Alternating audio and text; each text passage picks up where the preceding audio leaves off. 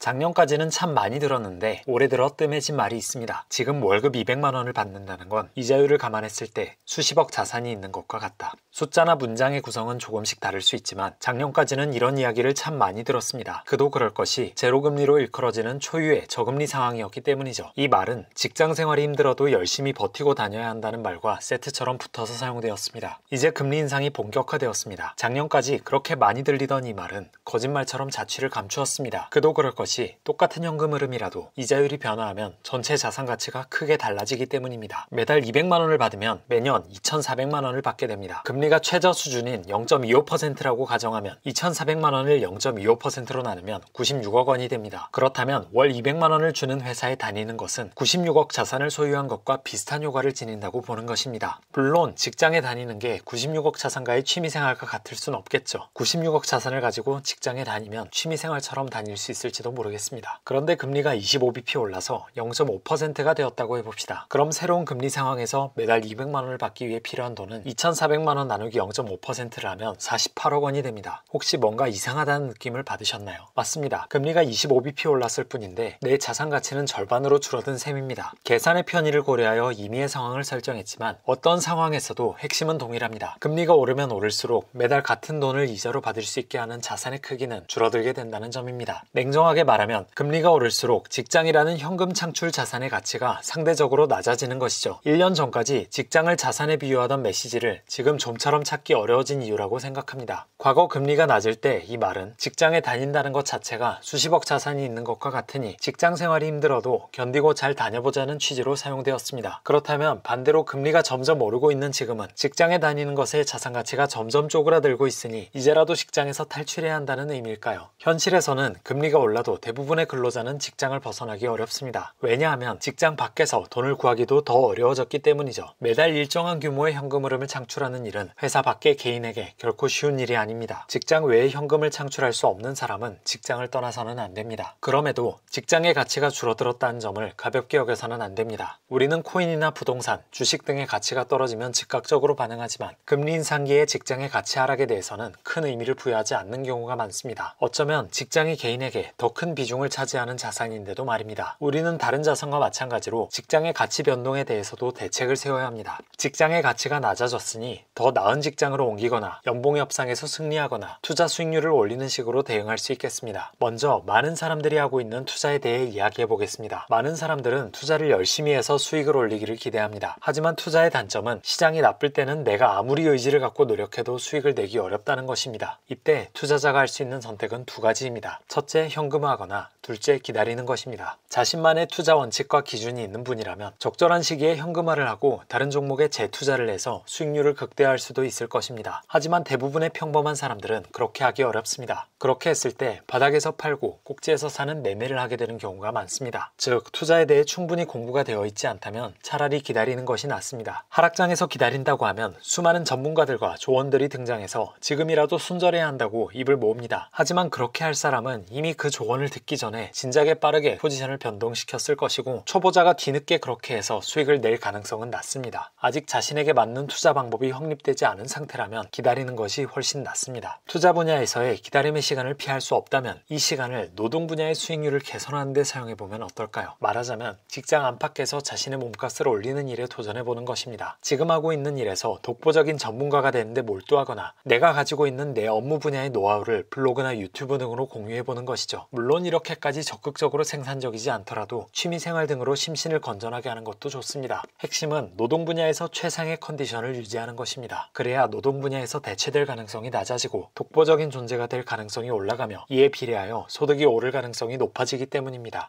올해 인플레이션 등의 악재에서 살아남는 주식의 조건을 언급하며 브랜드 가치, 비용 전가력 등으로 인해 쉽게 대체될 수 없는 기업에 투자해야 한다는 이야기를 하였습니다. 그런데 이것은 노동시장에서도 동일합니다. 기업이 더 비싼 가격을 지불하고서라도 나를 선택할 수밖에 없도록 나의 가격 결정력이 높을수록 유리합니다. 금리 인상에 따라 직장이라는 자산의 가치는 지속적으로 하락하고 있습니다. 그리고 지금은 자산시장 전반이 좋지 않은 시기죠. 이럴 때 투자에서는 잠깐 쉬어가면서 직장의 가치를 끌어올리는 데 노력한다면 투자에서는 불필요한 매매를 하지 않아 수익률을 지킬 수 있고 직장에서는 향상된 능력만큼 이직이나 연봉 협상 성공 등으로 보답받을 수 있을 것입니다. 물은 지켜보지 않을 때 끓는 것처럼 이렇게 다른 일에 열중하다 보면 어느새 자산 가격 능력도 회복되어 있을 가능성이 높습니다. 요즘은 재테크에 대한 관심은 어느 때보다 뜨거운 반면 자기 개발에 관심을 가진 사람은 극도로 적습니다. 자신의 미래 가치가 자산의 미래 가치에 비해 턱없이 저평가되었다고 볼 수 있죠. 한편 자기 개발의 소재는 무궁무진해졌고 비용은 유튜브 광고 시청과 책값 정도면 충분합니다. 저는 종합적으로 볼 때 지금은 스스로에게 투자하기 가장 매력적인 시기라고 생각합니다. 당장의 투자가 마음 같지 않아 답답하셨다면 오히려 다른 분야에서 집중할 주제를 찾아보는 것은 어떨까요?